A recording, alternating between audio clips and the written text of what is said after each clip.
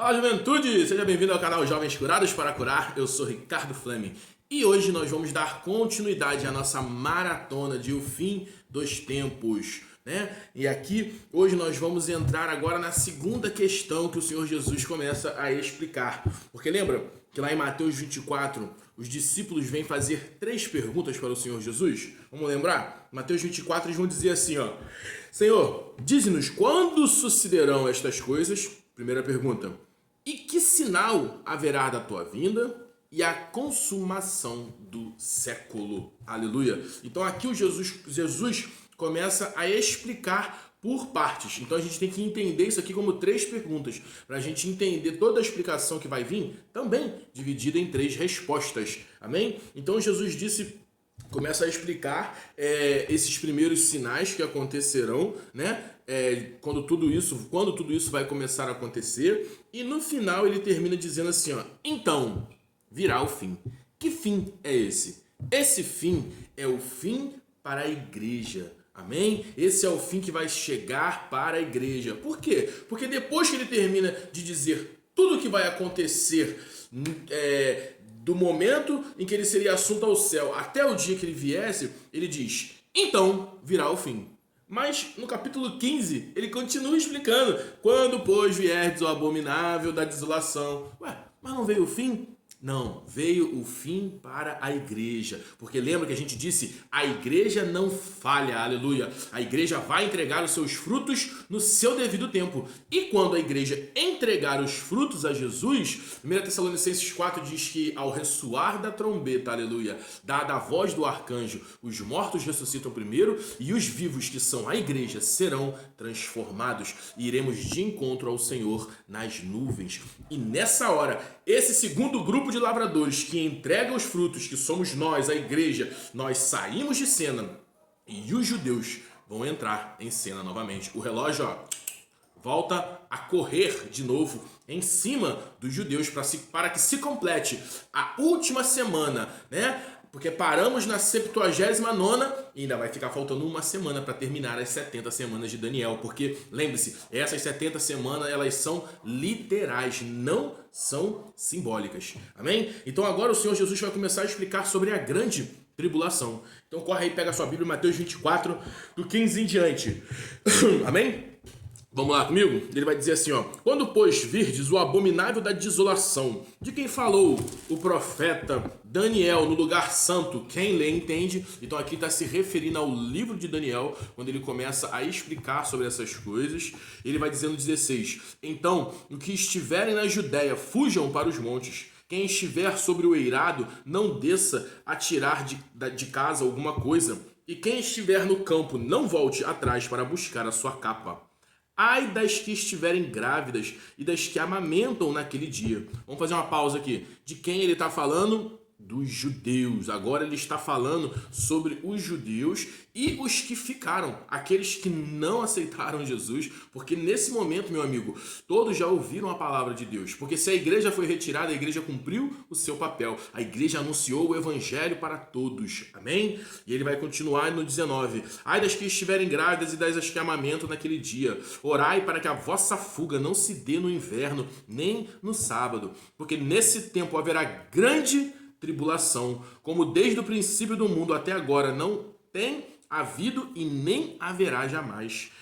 Se não tivesse aqueles dias sido abreviados, ninguém seria salvo. Mas por causa dos escolhidos, quem são os escolhidos? Os judeus. Tais dias serão abreviados. E no 23 ele continua dizendo: então, se alguém vos disser, ei-nos aqui o Cristo, ou ei-nos ali, não acreditem, porque surgirão falsos cristos e falsos profetas, operando grandes sinais e prodígios para enganar, se possível, os próprios eleitos. Quem são os eleitos aqui? Mais uma vez, os judeus. E no 25 ele continua: vede que vulo tenha predito. O que ele está dizendo com isso? Eu já estou avisando vocês antes, hein? Fiquem espertos. Portanto, se vos disserem, eis que ele está no deserto, não saiam. Ou, eis que ele está na sua casa, não acreditem. Porque assim como o relâmpago sai do oriente e se mostra até o ocidente, assim há de ser a vinda do Filho do Homem. Onde estiver o cadáver,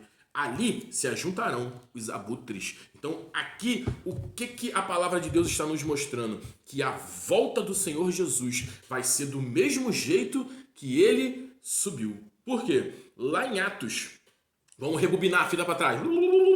Lá em Atos, o que acontece? O Senhor Jesus, ele se despede dos discípulos e ele é assunto ao céu e desaparece nas nuvens. Amém? Só que o que a palavra de Deus diz? Que assim como o relâmpago sai do Oriente e se posta no Ocidente, também vai ser. E o livro do profeta diz que Jesus vai colocar os seus pés no Monte das Oliveiras e o monte vai findar, vai partir no meio. Então, do mesmo jeito que Jesus subiu, ele vai descer. É como se você rebobinasse a fita, né? Ele foi, daqui a pouco ele volta de novo, né? Quem é daquele tempo da fita cassete vai lembrar. É como se você rebobinasse e trouxesse de volta aquela cena. Porque da mesma forma que ele foi, ele vai voltar. Então aqui Jesus ainda está dando uma visão panorâmica de tudo o que vai acontecer, desses sinais que irão que irão acontecer durante a sua volta. E isso é muito importante, juventude, para que eu e você possamos aprender, entender essas verdades, porque Jesus ele disse que voltaria e ele está às portas. Acredite, o que mais tem acontecido são sinais proféticos, são sinais no céu acontecendo, como o Senhor Jesus disse que aconteceria. E eu quero te dizer, a maior profecia que existe é essa palavra aqui, ó. A Bíblia é a maior profecia de todas. Então, você que está aí na sua casa, comece a ter mais relacionamento com ela. Comece a tirar tempo para lê-la. Amém? Por quê? Porque o Senhor Jesus ele vai continuar a sua explicação e ele vai dizer assim lá no 29. Ele vai dizer, logo em seguida, a tribulação daqueles dias, o sol se escurecerá, a lua não dará mais a sua claridade e as estrelas cairão do firmamento e os poderes dos séculos serão abalados. E então aparecerá no céu o sinal do Filho do Homem. Todos os povos da terra se lamentarão e verão o Filho do Homem vindo sobre as nuvens do céu com poder e muita glória. E ele enviará os seus anjos com grande clangor de trombetas, os qual reunirá os seus escolhidos dos quatro ventos, de uma a outra extremidade do céu. Aleluia. Então aqui Jesus ele dá todo o parâmetro de tudo o que vai acontecer de acordo com a primeira, a segunda e a terceira pergunta. Ele resumiu tudo isso em uma explicação. E agora depois ele vai continuar com as parábolas destrinchando, né? Falando melhor o que vai acontecer. Então essas verdades, juventude, precisam estar diante dos seus olhos. Esse Senhor Jesus, ele vai voltar e você precisa estar preparado. Existem várias formas de você estudar a Bíblia, mas a melhor forma que tem, que eu gosto de dizer, é botar conteúdo para dentro. Senta, vai lá e vai lendo, vai lendo, vai lendo, vai lendo.